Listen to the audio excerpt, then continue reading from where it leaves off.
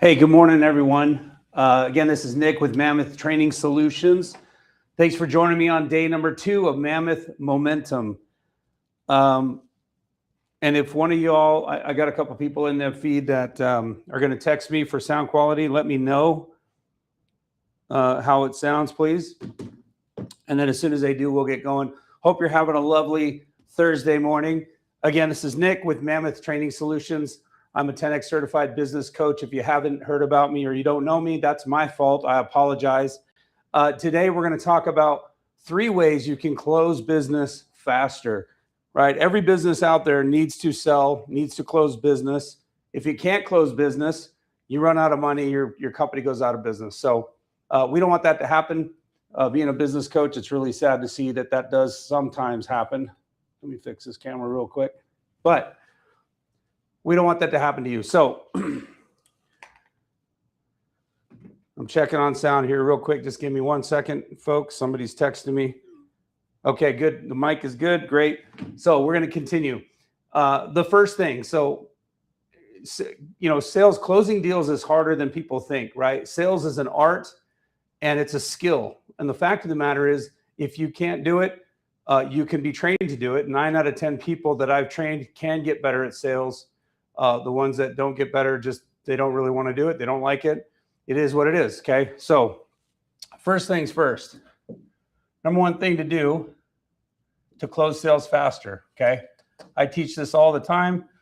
If you can't close a deal, you got to close the proximity to the customer. Okay. Now some of you are going, well, man, I sell to people in different states. I sell to people across the world.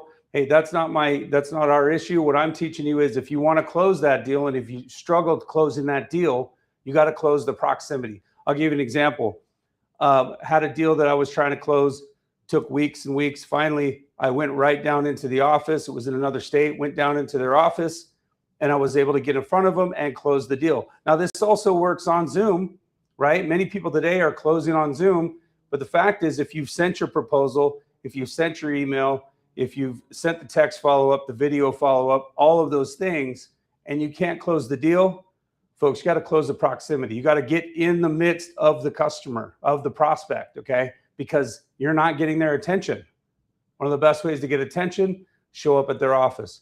Okay, last year I was working with a client, and he had a deal that was literally going 6 months, and they couldn't close the deal. So I jumped in the vehicle with him. We drove down to the client, 2 customers, actually 2 prospects that day.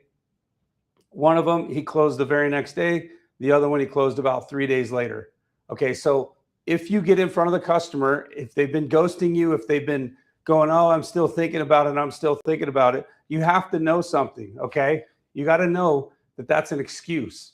That is an excuse. They're pushing you off. And what does that tell you? You haven't provided enough value for them to close. Okay, I want you all to write this down. When value exceeds the price, people close. People buy the product or the service, right? If you haven't shown enough value, and then they're not going to close. Okay, so one thing I teach the people that I train, if you can't close the deal, you need to think about the value that you're offering. You need to think about the value that you're articulating to the prospect, whether it's in the proposal, whether it was in your presentation, whatever it is. Okay. But if you can't close it, close the proximity. All right. Number 2, you got to work on a process. Work off of a sales process. Okay. If you don't have a sales process, you are floundering. I already know that. Okay. If the sale is not systematic, every single customer, every single prospect gets treated the same, has the same presentation, the same proposal structure, the same close, the same, handling post-sale, all of those things. If you don't have that, you're going to struggle. Your salespeople are going to struggle because they don't have any direction. Okay. They're just pulling strings out of the air, trying to make something happen, right? You can either try to make something happen or you can create the system that makes something happen. I've created a system and I'll share it with you right now. Okay. First step in the Mammoth sales process. First of all, my process is called Mammoth. All right. Step 1 is M. This is maximize rapport. Okay. Once we've done that, we get the customer and us to align and agree. Okay. If you don't have agreement with another human being, you will never move forward with anything. That is true in business. That's true in relationships. That's true in friendship. That's true in partnerships, all of the above. If you don't have alignment and agreement, you cannot move forward. Okay. That is one of the biggest things. If you learn anything from today, learn that. Align and agree, and you'll move further. Okay. Next, we have mind for pain. Okay. What is mining for pain? When you go to mine something, you don't scratch the surface. Okay. You dig deep. You dig deep to find the prospect's reason for wanting to buy or wanting to even speak with you about buying something. Okay. If you don't dig deep, you'll never find the true reason for their buying habits. Okay. Next, money and time. All right. What is their budget for this? What is the investment level that they're comfortable with for this service, this product, whatever it is? What are they willing to invest in their time, talents, resources, and funds? Okay. Remember, if it's a thing where they have to dedicate people's time to it, that's part of the budget. If they haven't allotted for that, it's going to be very difficult for them to say yes. Okay. So money and time. Okay. Next is O, outline decision makers or decision process. Okay. If you don't know how they make decisions, it's going to be very hard for you to get into that cycle where they'll make a decision on your product or service. So you got to get them to outline that. What does that look like? Okay. Ask them questions like, hey, when it comes to making decisions, is it just you involved or are other people involved with you? Right. Or better yet, I like to say, when it comes to making this decision, who else besides yourself would be involved in making that?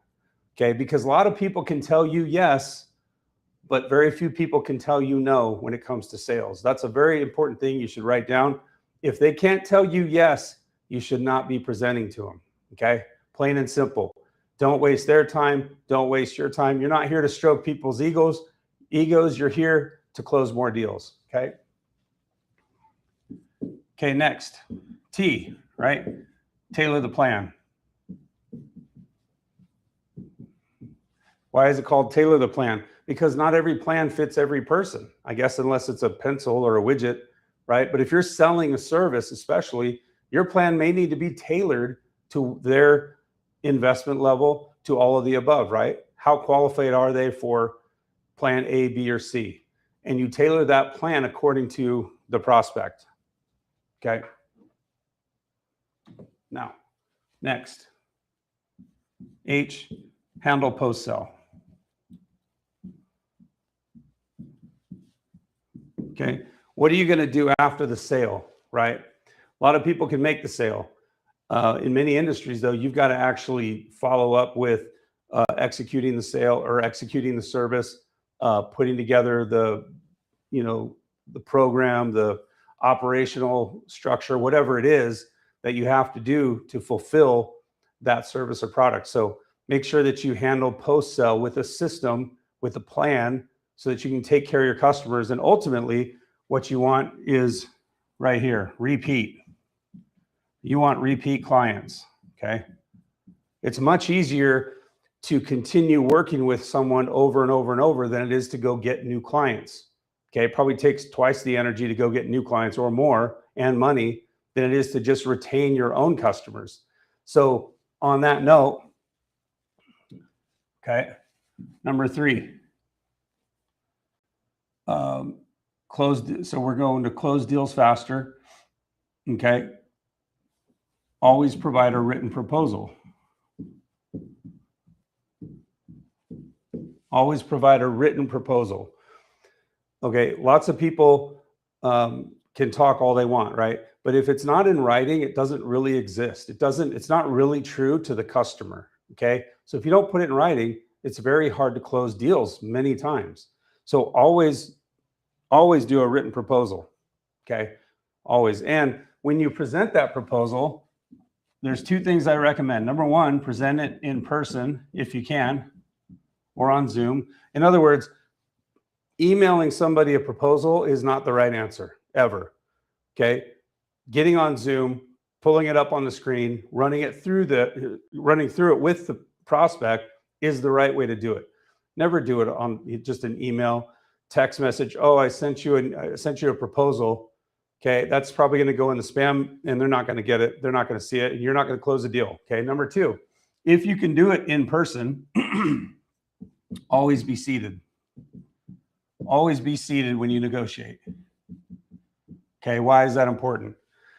Everybody has different stature when they're standing. Okay, when you sit, you can actually create the appearance of equal stature, equal business stature, because when you sit down in a chair, you can mimic their height, their their stance, the way they're sitting, those type of things. So become more relatable when you sit down versus when you're standing up. Okay. What questions do you all have? I'm going to go in the chat here.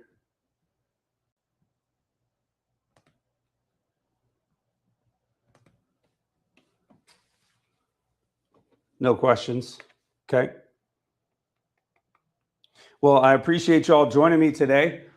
Thank you very much. Again, I'm Nick Willie with Mammoth Training Solutions. A couple things I want to talk to you about. Okay, our website is mammothtrainingsolutions.com. If your team is struggling with closing deals, if you have team members, salespeople that are just dragging these sales process on and on and on, or they don't have any process, please get a hold of me. I can help you with that.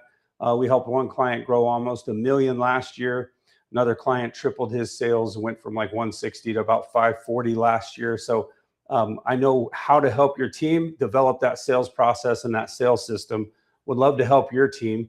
Also, you can find me on LinkedIn, mammothtrainingsolutions.com. And also, if you're in automotive, I do fixed ops training, and I also do chemical maintenance sales. So if you're tired of your chemical vendor, your provider for your maintenance products and services, get a hold of me. Go to my website, go to automotive. You'll see a link there. You can get in contact with me about that too. So you all have a great day and go get some Mammoth momentum.